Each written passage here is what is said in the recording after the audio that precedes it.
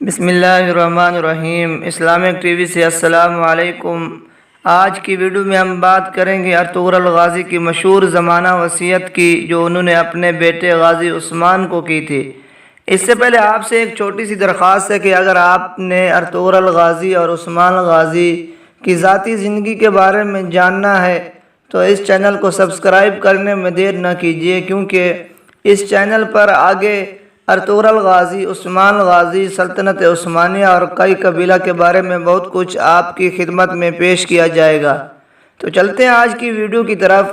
Ertugrul Ghazi کی مشہور زمانہ وصیت جو انہوں نے اپنے بیٹے غازی عثمان کو کی تھی، ترکی کے نیشنل میوزیم میں ارطغرل غازی کی شکل کا ایک مجسمہ رکھا گیا ہے جس کے نیچے ایک تختی لگی ہوئی ہے، اور اس تختی پر ارطغرل غازی کی مشہور زمانہ وصیت درج ہے۔ لیکن یہ وصیت ارطغرل غازی کے ڈرامے میں نہیں دکھائی گئی، شاید کرولش عثمان کے دوسرے سیزن میں دکھائی جائے۔ یہ وصیت ارطغرل غازی نے اپنے سب سے چھوٹے بیٹے عثمان غازی کو شیخ ادابالی کے متعلق کی تھی۔ شیخ ادابالی جنہیں آپ کرولش عثمان کے پہلے سیزن میں دیکھ چکے ہیں۔ تو ایسی ہی ایک تختی غازی ارطغرل کے مزار کے باہر بھی لگی ہوئی ہے جس پر بھی یہی الفاظ درج ہیں۔ تو آج ہم اس وصیت کی بات کرتے ہیں کہ اس وصیت میں ارطغرل غازی نے اپنے بیٹے سے کیا لکھا ہے۔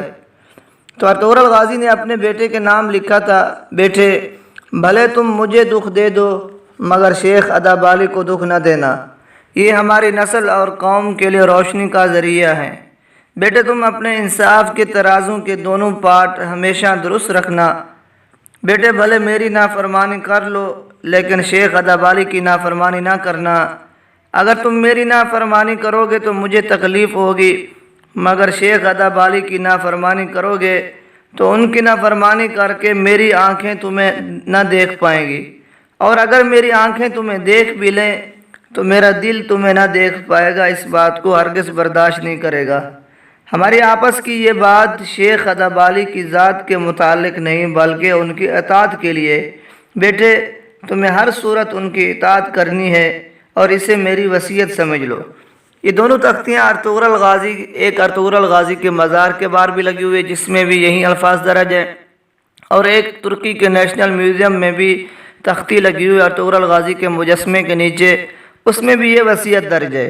ارطغرل غازی کی وفات کے وقت ارطغرل غازی کے تینوں بیٹے ان کے پاس تھے، لیکن کیونکہ ارطغرل غازی نے اپنے بعد اپنے قبیلے کا جانشین عثمان کو بنایا تھا تو اسی وجہ سے یہ وصیت بھی عثمان نے انہی کے نام کی تھی۔ شیخ ادابالی جب کئی قبیلے آئے تھے تو ارطغرل غازی ان کا بہت احترام کرتے اور ان سے بہت عقیدت رکھتے تھے، اور عثمان کی تربیت میں سب سے بڑا ہاتھ شیخ ادابالی کا تھا۔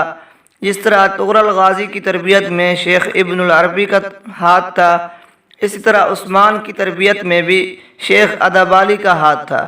آگے چل کے عثمان نے 2 شادیاں کی تھی جو آگے کی ویڈیو میں بات کی جائے گی۔ ان کی ایک شادی شیخ ادابالی کی بیٹی بالا خاتون سے ہوئی تھی اور دوسری شادی بھی ان کی ہوئی تھی، اور ان سے تاریخ کے مطابق ایک بیٹا پیدا ہوا تھا۔ عثمان غازی کے پہلے بیٹے کا نام علاؤالدین تھا اور دوسرے بیٹے کا نام اور خان تھا۔ یہ اور خان عثمان کے بعد سلطنت عثمانیہ کا دوسرا بادشاہ بنا تھا۔ اس کے بارے میں آگے بات کریں گے۔ آخر میں وہیں گزارش ہے کہ اگر آپ نے ابھی تک ہمارے چینل کو سبسکرائب نہیں کیا تو ہمارے چینل کو سبسکرائب کر دیجئے تاکہ آنے والی ہر نئی ویڈیو آپ کو آسانی سے مل سکے۔